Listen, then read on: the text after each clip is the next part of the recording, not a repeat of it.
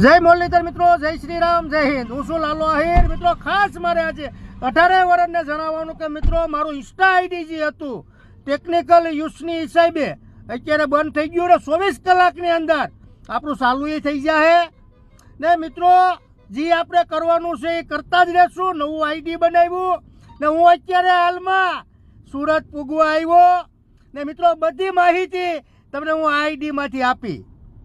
જેટલા આમ થતા હતા ને આગે તમારો બાપ લાલો આહિર સુરત પૂગવા જ આવ્યો. હા જોઈએ હવે. જય શ્રી રામ,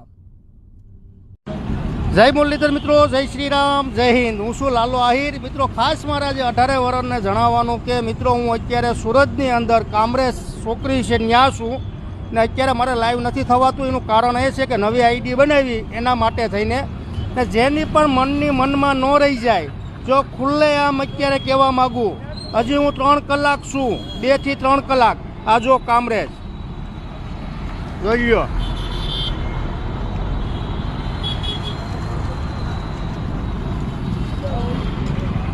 આ સુરતની અંદર હું છું હાલમાં.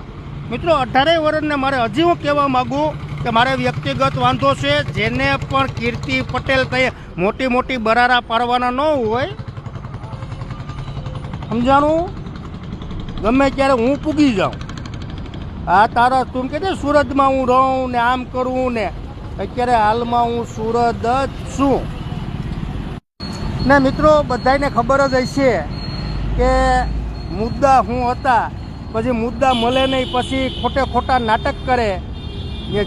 આપણે જેટલા મુદ્દા હતા એટલા આપણે મુદ્દા પાસ કર્યા. 18 વર્ષને ખબર છે ને 18 વર્ષને સપોર્ટ આપ્યો. એ બાબત ઉપર ખૂબ ધન્યવાદ બધાનો. ને મિત્રો હજી હું કહી દઉં કે હજી હું સુરત કામરેજ છોકરીએ જ હું છું. એટલે હજી ખુલ્લે આમ મારે કહેવાનું કોઈની મનમાં ન રહી જાય.